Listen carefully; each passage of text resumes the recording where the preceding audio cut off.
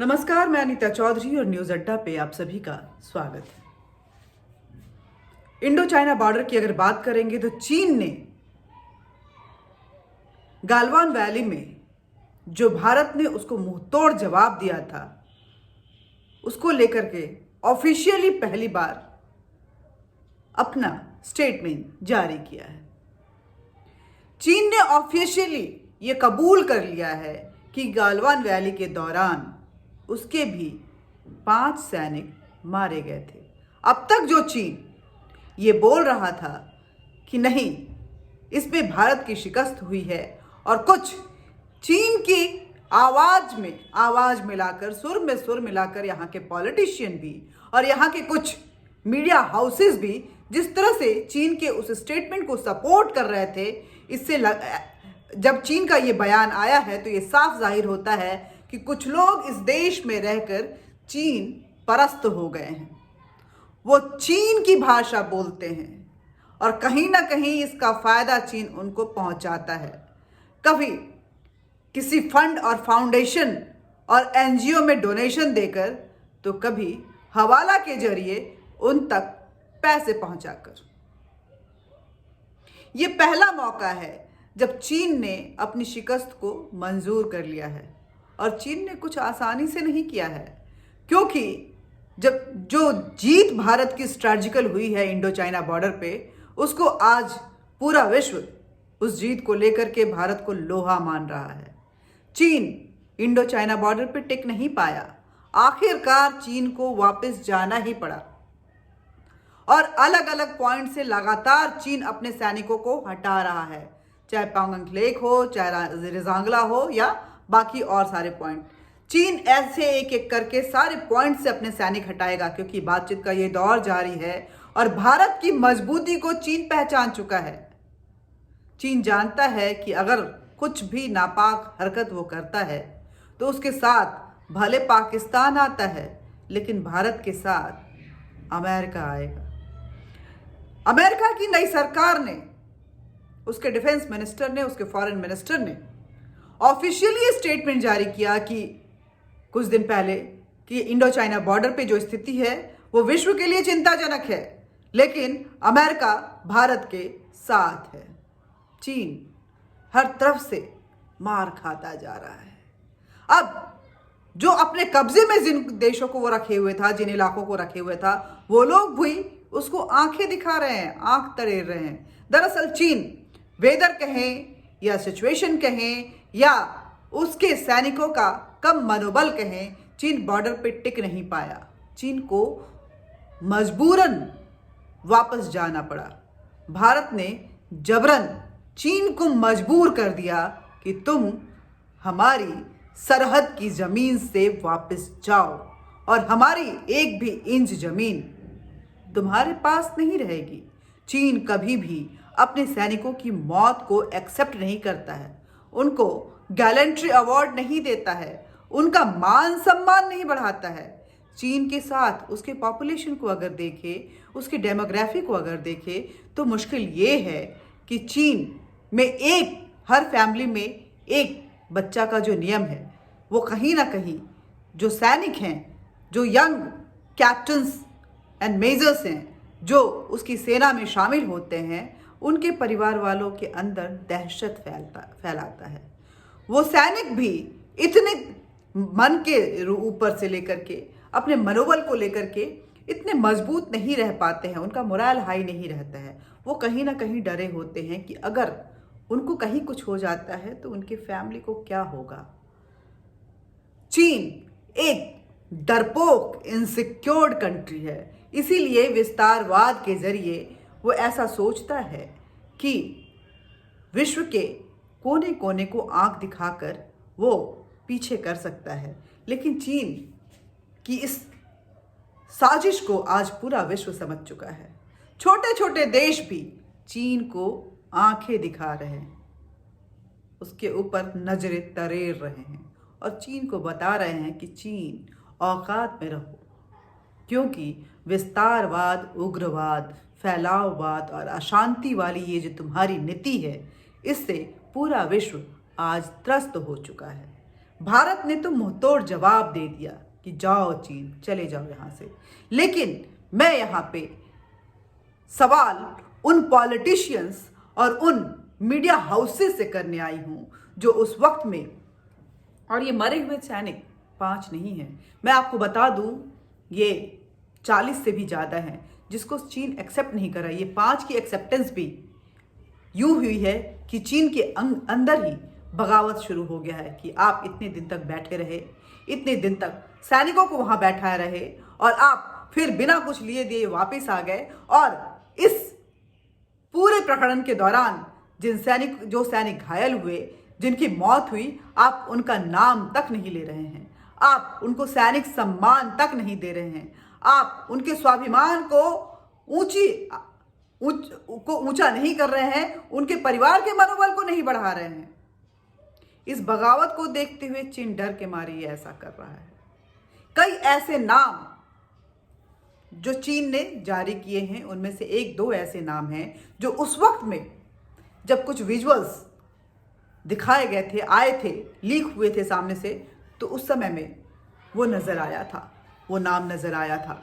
लेकिन Ravish Kumar, alt media और पता नहीं ऐसे कैसे कुछ जो मीडिया हाउसेज हैं, और राहुल गांधी, प्रियंका गांधी और कुछ और ऐसे ही विपक्ष के नेता ऐसे थे कि उस वक्त भी हमारी सेना के मनोबल को बढ़ाने के बजाय वो चीन के हिमायती बने हुए नजर आ रहे थे। वो भारत सरकार और सेना पे सवाल खड़े कर रहे थे और चीन के मददगार के रूप में उसकी सुर में सुर मिलाकर उसकी आवाज को बुलंद कर रहे थे, सवाल खड़े कर रहे थे, ये बता रहे थे कि भारत झूठ बोल रहा है, हमारे सैनिक झूठ बोल रहे हैं, चीन की तरफ कोई हताहत नहीं हुआ है। शर्म कीजिए।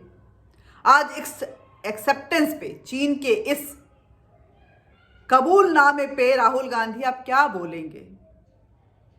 क्या इस पे भी आपका ट्विटर पे कुछ ट्वीट आएगा या बस ऐसे ही चुपचाप बैठे जाएंगे? ये ट्विटर पे राजनीति करने वाले लोग जो होते हैं वो कहीं ना कहीं बहुत खतरनाक होते हैं। आप उस वक्त के उस दौर को फिर याद कीजिए। मैं आपसे ये बात इसलिए कर रही हूं क्योंकि आप याद कीजिए, हमारी यादाश्त, हमारे भारतीयों की यादाश्त बड़ी कमज़ोर होती है। हम भूल जाते हैं कि जब हमारी सेना सरहद पे लड़ रही होती है, हमारी सेना पाकिस्तान की सरहद के अंदर में घुसकर उनके शहरों को तहस नहस करती है, हमारी सेना पाकिस्तान के अंदर घुसकर उनके बंकर्स तोड़ देती है, सर्जिकल स्ट्राइक करती है, एयरफोर्स बालाकोट में आतंकवादी ठिकाने को तहस नहस करके आती है, उनके आतंकवादियों को धर दबोचती है और मार गिराती है, तो उस पर सवाल खड़े होते हैं। हमारी सेना चीन के सैनिकों को मुंहतोड़ जवाब देते हुए 1 के बदले 4 का फॉर्मूला अपनाते हुए उनके नापाक मंसूबों को खत्म करती है, तो उस पर सवाल खड़े होते हैं। लेकिन जब सच्चाई सामने आती है तो या तो कई बहाने दिए जाते हैं और उसको झूठा साबित करने की कोशिश की जाती है, या चूहे की तरह ऐसे लोग जो उस वक्त में चीन परस्त होके, पाकिस्तान परस्त होके सवाल खड़े कर रहे होते थे, वो चुपचाप बिल में घुसे हुए नजर आते हैं। ऐसा क्यों है? आपको सोचना चाहिए, हम देशवासियों को सोचना चाहिए कि ऐसा क्यों है। आखिर ये लोग जब भारत के विरोध में स्वर होते हैं तो इनकी जो आवाज़ है, इनका जो स्वर है, वो इतना ऊंचा क्यों हो जाता है? और जब भारत अपना परचम लहरा रहा होता है तो ये दबी जुबान में या तो क्वेश्चन करते हुए नजर आते हैं, गॉसिप करते हुए नजर आते हैं, या फिर विदेश घूमने चले जाते हैं, या बिल में घुसकर कुछ दिनों के लिए केवयार्ड में चले जाते हैं, स्लीपिंग सेल बन जाते हैं। ऐसा क्यों होता है? इस देश के इन छिपे हुए जो खुलकर राजनीति करते हैं और छिपकर देश को बर्बाद करने की साजिश रचते हैं, ऐसे लोगों की पहचान और इनको चिन्हित करना बहुत जरूरी है। नहीं तो भारत, जो कि विश्व में एक उभरता हुआ सबसे मजबूत ताकत है, कुछ अंदर के ही जयचंद, कुछ अंदर के ही हमारे दुश्मन इसको बर्बाद करने की भरसक कोशिश कर रहे हैं।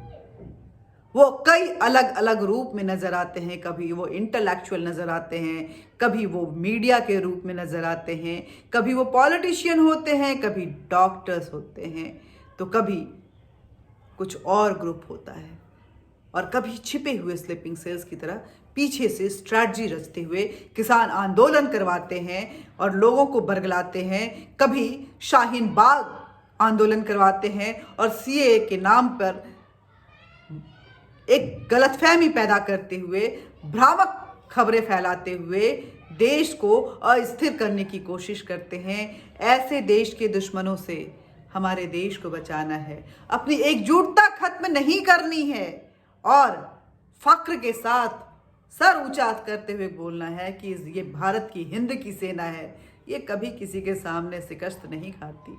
ये 62 की सेना नहीं है, ये 62 की सरकार भी नहीं है, ये नए दौर की सेना है, नए जमाने की सरकार है और न्यू इंडिया के साथ, न्यू थॉट के साथ, अग्रेसिव मोड में शेर दिल बन के ये आगे बढ़ती है।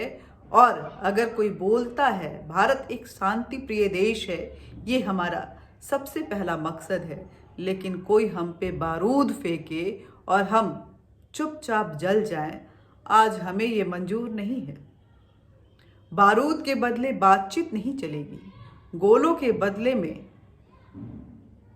कोई चुपचापी नहीं चलेगी, गोलों के बदले में गोलियां और गोले ही चलेंगे।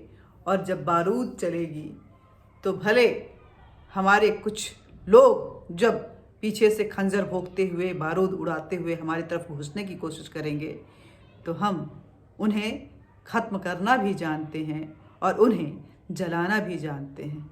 इस बात को समझने की कोशिश कीजिए, लोगों तक पहुंचाइए कि आज चीन ने एक्सेप्ट कर लिया कि हाँ, उसके भी सैनिक गालवान में मारे गए, और ये जो नंबर्स हैं वो बड़ी मुश्किल से चीन ने कबूल किया है।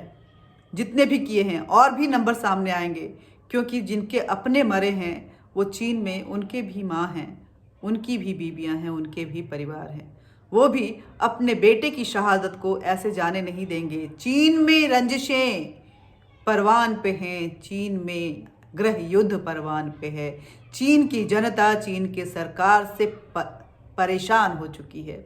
वो चीन में बदलाव चाहती है, वो शांति चाहती है और शांति के साथ जीना चाहती है, पूरे अधिकार और फ्रीडम के साथ। शी जिनपिंग के दिन जो हैं वो लदने को हैं और भारत विश्व में अपना परचम लगातार लहराता रहेगा। आज के लिए इतना ही। हिंद की सेना पे नाज कीजिए। जय हिंद, जय भारत, नमस्कार। और इस वीडियो को शेयर ज़रूर कीजिए, क्योंकि यादाश्त कमज़ोर हो जाती है। यादाश्त को तेज रखेंगे तो उन देशद्रोहियों को, उन लोगों को जो हमारे देश के खिलाफ काम कर रहे हैं छिप छिप कर, उनको पहचानने में आपको आसानी होगी। नमस्कार।